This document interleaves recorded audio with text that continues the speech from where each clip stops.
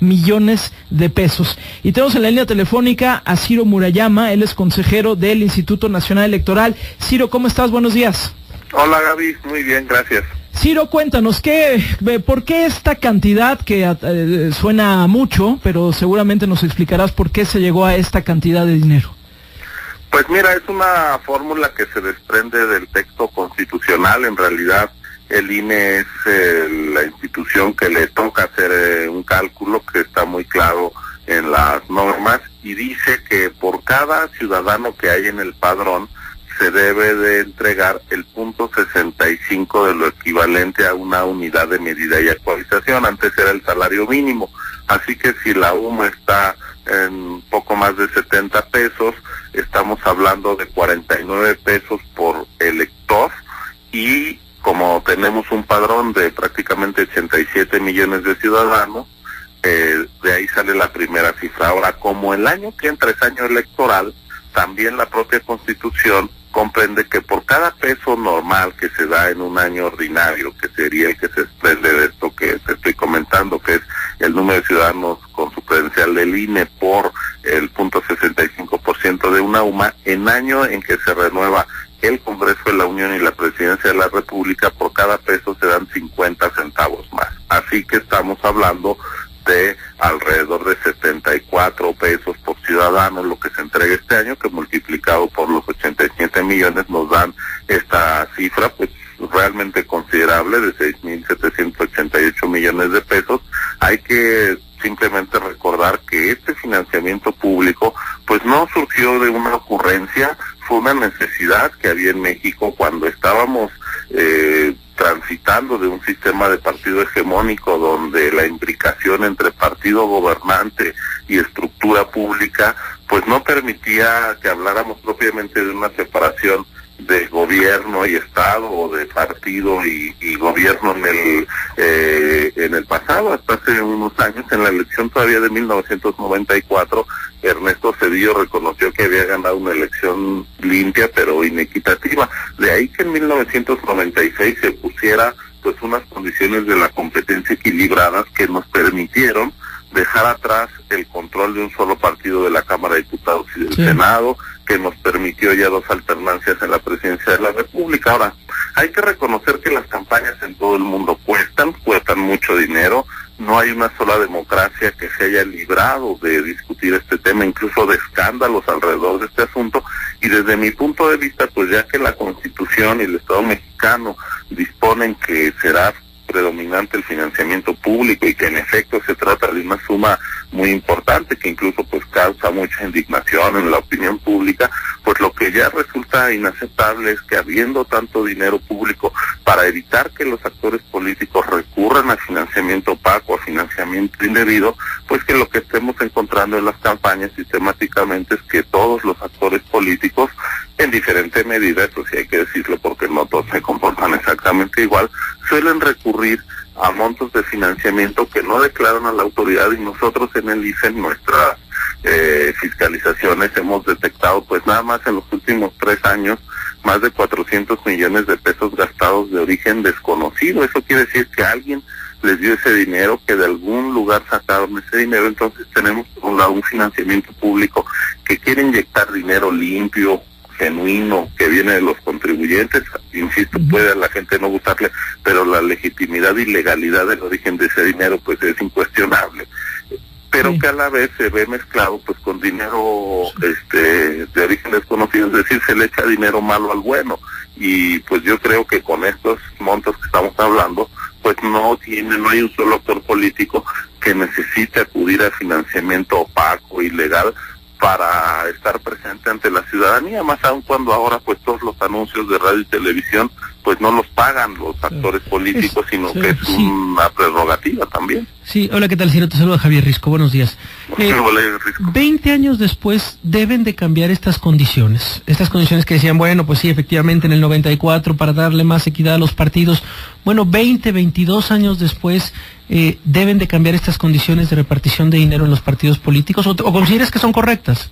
Mira, yo creo que es un debate que está abierto. Lo que sí llamaría la atención es que en 94 México era un país muy desigual, con el dinero pésimamente repartido, con unos grupos de poder económico económico muy fuertes y una enorme desigualdad social. Y yo creo que ese país, profundamente desigual e injusto en la distribución de su riqueza, sigue siendo el México de hoy. Y si nosotros ponemos la competencia política y la posibilidad de hacer campaña en función de la cercanía de los actores políticos con los grupos de interés económico, creo que estaríamos dando un paso atrás. Mira, distintas democracias, incluso después de eso, ustedes recordarán al canciller Helmut Kohl, el histórico líder alemán que logró la reunificación. Él acabó su carrera política en medio de un escándalo de financiamiento ilegal a su partido, a la CDU, y lo que hicieron los alemanes fue bajar la dependencia de los partidos políticos respecto a los fondos privados. Es decir, no es un asunto solo en México. Si tú cortas el financiamiento público, las campañas se van a financiar de algún lado. Entonces, pues hay que ver cuál es el mal menor. Yo digo que en esto no hay el modelo que más nos guste, sino el que menos efectos secundarios genere. Por eso mismo el viernes anunciamos que estamos por impulsar desde el INE una discusión muy amplia, ojalá con expertos internacionales, sobre la relación dinero y política, porque no es un asunto estrictamente vernáculo, es un asunto que está poniendo en jaque al conjunto de las democracias. Pues vean la prensa lo que está pasando, por ejemplo, con Overdrecht y la manera en que se financian las campañas en América Latina, y nosotros pues tomamos la decisión de inyectar dinero público. Yo creo que el problema no está ahí, el problema está en lo que se hace al margen. Pero es que, a ver, Ciro, yo creo que ahí hay varias cosas, porque digo, recordemos nada más las cifras, son 6,788 millones de pesos para el próximo año, para las campañas electorales. Ya entiendo perfecto que es así como se tenía que calcular, yo lo dije incluso este fin de semana, yo no estoy negando que el cálculo pueda ser el correcto, lo que pasa es que es una cantidad verdaderamente abrumadora de dinero. Y yo creo que aquí hay dos temas, o sea, por un lado esto no asegura que los actores políticos no vayan a quererse hacer de recursos de otro lado, porque tampoco están en la línea de, bueno, ya me diste la nota, ya no voy a buscar pedir, lana. Claro. Sabemos que no funciona así en la realidad. Y la otra viene el tema de fiscalización, que de por sí, por ejemplo, para las elecciones ahora del Estado de México y de Coahuila ha sido tan complicado el tema de la fiscalización, pues yo ya quiero ver para el próximo año con estas cantidades, cómo se va a llevar a cabo este proceso de fiscalización. Es decir, hay problemas para adelante que no son solo conceptuales o de teoría política contemporánea, sino de realidad de cómo se llevan a cabo los comicios en nuestro país, ¿no?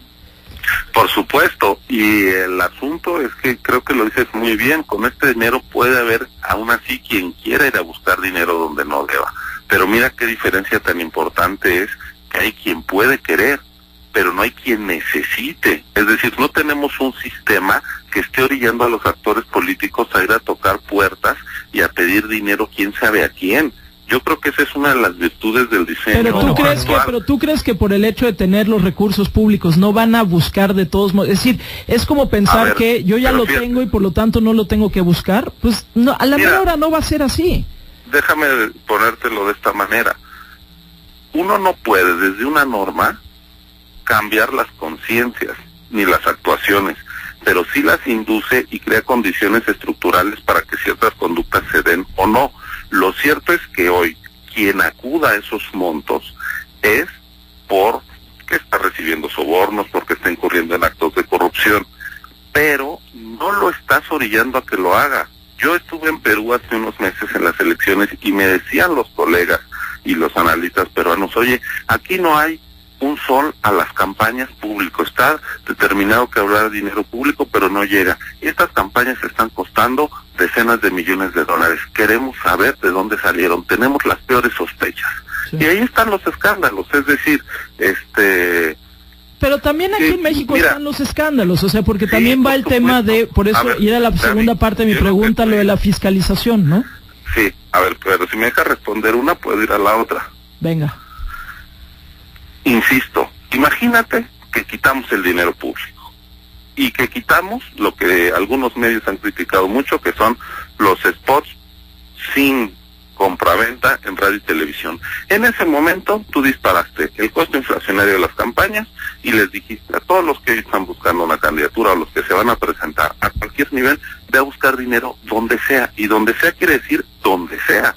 Estaríamos desblindando las elecciones, estaríamos mandando un mensaje institucional de que vayan a buscar dinero donde sea. Hoy justamente estamos haciendo lo contrario, y por lo mismo la fiscalización nos va a permitir entonces que todo aquello que se detecte como gasto no reportado pueda ser sancionado. Hoy estamos ante la eventualidad, nunca se había presentado que por conclusión de la autoridad administrativa haya candidatos a la gubernatura que hayan superado los límites de gasto y que el tribunal tenga que discutir si va a aplicar la cláusula constitucional de la nulidad de la elección, que es la mayor consecuencia para quien hace un uso indebido del dinero en la política. Entonces, no tenemos, sino creo no hay ningún atajo que nos diga, mira, tenemos un modelo, en el mundo no existe la bala de plata para resolver las broncas que se generan en la relación dinero y política. Tenemos entonces que ver cuál es el esquema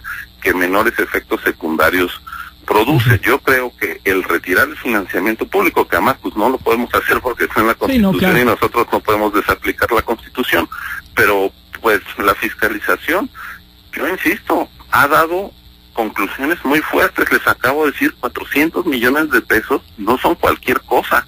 Esos 400 millones de pesos, ¿de dónde vinieron? Y como alguna vez lo comentábamos, si nosotros decimos, ay, bueno, seguramente fue mucho más, es muy poquito, bueno, esta evidencia, ¿a quién favorece que se diga, es muy poco dinero y no importa darle la vuelta a la página? Sí, pues al que se hizo de ese dinero mal habido y lo ejerció. Entonces yo creo que lo que deberíamos de hacer, como en todo Estado de Derecho, es, si tú encuentras una violación a las normas, hay que perseguirla hasta las últimas consecuencias. El INE ya detectó que hubo ese dinero.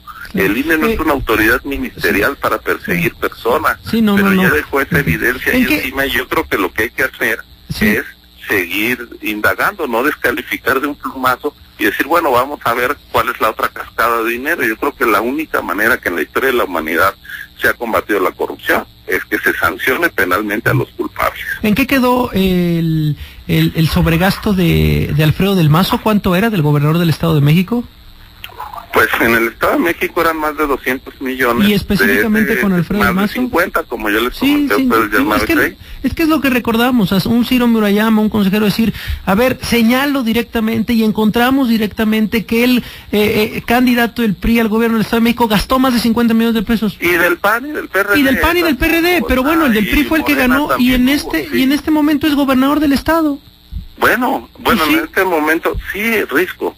Pero a ver, tú quieres que pero es el tema de, bueno, sí, efectivamente el INE manda un mensaje de legalidad, manda un mensaje tal, pero pues al final, como tú dices, bueno, los mensajes no llegan directamente a la conciencia política de nadie y pues bueno, un gobernador puede gastar más de 50 millones de pesos. Lo estamos conversando, es decir, Roma no se hizo en un día, pero si lo que tú me pides es que nosotros nos doblemos y que como estas conclusiones que nosotros obtuvimos no se han traducido inmediatamente en las consecuencias que a uno le gustarían, pues sí, apaga y vámonos.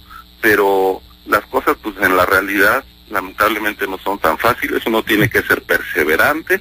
Ahí están las conclusiones del INE, ojalá que los medios de comunicación inviten a las otras autoridades a hablar del asunto, ojalá se generen contextos de exigencia a los propios actores. No sé, Risco, si has procurado entrevistas con los responsables de finanzas, por ejemplo, que están involucrados, y los propios candidatos en las conclusiones del INE. Sería interesante ver ellos qué tienen que decir, además de descalificar, porque hay conclusiones duras. Es decir, yo creo que lo que no podemos hacer es sino seguir insistiendo en que hay ciertas normas para que el juego sea genuinamente democrático, que distintos actores están vulnerando. Lo que no podemos hacer es prescindir de las normas y de lo único que tenemos para que la gente elija a sus gobernantes y a sus representantes, que son las elecciones. Tenemos elecciones imperfectas, pero la solución no es cancelar las elecciones ni nada por el estilo, sino al contrario, ser muy perseverantes y tratar de corregir las cosas.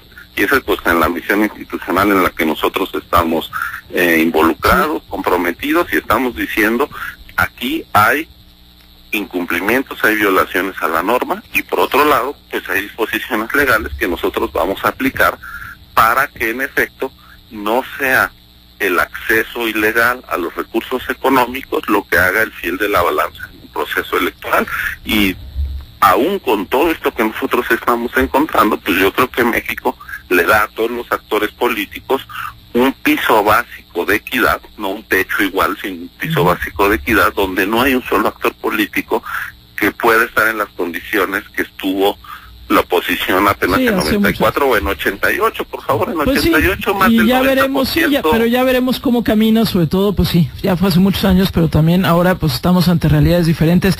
Por supuesto no vamos a hablar con todos los actores, pero es importante tocar base con ustedes porque son los que dieron a conocer esto este fin de semana. Hay cosas que hemos cambiado mucho, pero otras que no, la desigualdad, la concentración de la riqueza, pero sí lo que has cambiado, ya lo verás ahorita en las redes sociales, hay un enojo con el tema, por eso hay que ponerlo sobre la mesa y tendremos pues a todos los actores. Ciro, te mandamos un abrazo, gracias. Gracias a ustedes. Es Ciro Murayama, consejero del Instituto Nacional Electoral.